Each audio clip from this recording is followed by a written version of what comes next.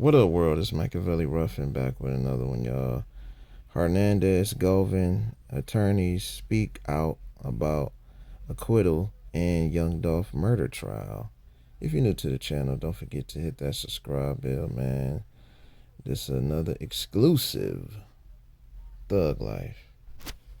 Oh, there you see Hernandez Govan's reaction. But now let's get some reaction from his attorney who's speaking right now. Let's go to that live. I'm always on edge because there's cases I thought I would have won easily, and the jurors just get swayed by publicity and the media. It's been so one-sided, calling him a mastermind. The press has been going crazy because only the DA talks, and that's the problem with our system. Is because they make such a good first impression saying everybody's guilty that it's hard to get a fair trial. But thank God we got jurors. They took hundreds of pages of notes, and it didn't take them 2 hours to figure out this is all garbage. And they virtually echoed everything that he said in closing. And they were very critical that anyone could be locked up that long and didn't have the resources to defend themselves. The jurors said that. They echoed that. And the guy said, I am offended. I'm offended by this. And he said, and he was disappointed in Mulroy. And that's your elected official. That's my elected official because I live here. And you just go and do something. You called that testimony with Jesse Browning BS a joke. Why? Because it was. Half the stuff was just made up within a couple of days of this stuff, and they gave us this mystical receipt that's never been in any of the police reports. The jurors didn't buy it for a second. The lead investigator, Dabney, was incredibly honest when he said these are the mistakes that we made, and then you call up somebody that's willing to do or say anything to clean up the case to get a conviction. You saw how they shaded off the phone records. Where are the text messages? Where's any of that from Justin Johnson to our client saying we're going to do something? I presented hundreds of text messages where he's threatening people, trying to go shoot people with others. Govan was never in on any of it. And the fact that you're still asking me these questions I find offensive because it didn't happen. You would never take anything you heard in that courtroom for any decision you would make in your life that has any significance. You would laugh at me if I said believe those guys. So let's just keep it real. This is all garbage, and I'm grateful that he's out, and I'm sorry in the world that he had to do 9 months in prison. And I'm just grateful his fiance called me, and we have the resources to help poor people. You were very passionate in your closing arguments about, about Govan being just a man from Orange Mound up against the system. Kind of talk about where that passion came from. When I go to 201 and look at the people that are in there, I know a lot of people do wrong, and I understand that, and I don't want violence in the streets because I live, in towns as well. But it's just so wrong. If I can see it, there's no way a jury couldn't see it, and that's why it took, 2 hours to figure that out.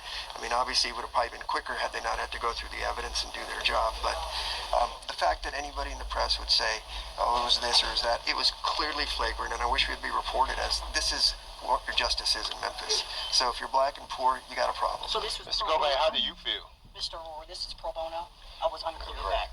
Yeah. Oh, it was. To finally have this stress taken off your shoulders. Yeah, and have my life back. What is the first thing you plan to do? Go hug my son. Mr. Govan, you haven't smiled all this week, but obviously you have a lot to smile about. Just tell me what you're feeling in right now. Like I said, it's kind of hard to explain the feeling of getting your life back, just from 12 people, so I'm just blessed, and I'm just ready to go see my son. What was going through your head when you were waiting for the verdict this morning? Nervousness, of course, it's natural, but I got a team around me that was very confident and supportive, so without them, it wouldn't be no me. I just want to thank again, man, Robert, Haley, Beth, Handel, Trail, Leanne, just everybody that played a part and proving my innocence. You heard your attorney say if you're black and poor in Memphis, this is what happens. What would be your words of advice? Leave Memphis. Do you plan on leaving Memphis, sir? Of course. Was there any point throughout the week where you're like, you know what, I'm still nervous, prior to the verdict? Was there any point where it's like, I don't know which way it's going to go? I've been nervous for 4 years. How does it feel to be at the end of this 4-year journey that you've been on? It feels great. I just feel like I've been born again. I get a chance to star in my life and do some positive things. Do you think that this verdict will change how the court system is working here in Memphis? As corrupt this system is, I doubt it. Mr. Aurora, do you think this verdict will change anything with the court system here in Memphis? I'm not here from Memphis, but if this is a microcosm of what's going on, then you should all be worried. And maybe we should be digging into these things and figuring out why so many people are in jail, why we keep them without bond and force them into pleas and things of that nature, and why investigations aren't always there. Thankfully, my office has the resources to help these types of people and can spend the money to do it. I can only imagine how hard it is for public defenders with their cases or other appointed lawyers that couldn't do this, and how many people shouldn't be in prison. Oh, back in December, is that the reason? Obviously, you advised your client not to take that plea.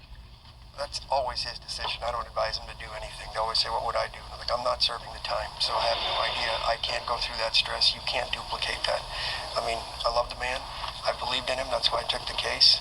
And we fought like hell for it. I'm grateful that the staff stayed with me. I yelled at them a lot this week, put a lot of pressure on them. We worked long nights for the last few months. We filed, I don't know how many, 24 motions, most of which were granted, which never happens. But it was so obvious we were right. And yet, still, we have a case.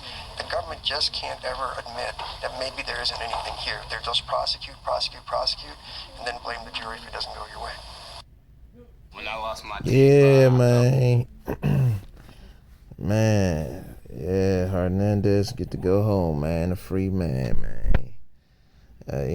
Like with me, he just don't put too much, whatchamacallit, he just gonna have to leave Memphis and don't let him know when you leaving, and yeah, for sure, you gotta move around.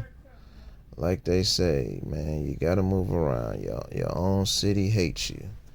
You know what I'm saying? And shout out, for the jury that, got him his bond, and you know what I'm saying, and now young Dolph is gonna be finally getting justice. You feel me? Finally getting justice. You know what I'm saying? So somebody is gonna be up on the trial. You know what I'm saying? The one that got all the glamour. You know what I'm saying? But that's no here, no there. I ain't gonna say the name, but y'all know what it is, man. Let me know what y'all think about young Dolph finally getting justice. You feel me? But other than that, y'all know what it is, man. Be safe, stay dangerous, stay blessed.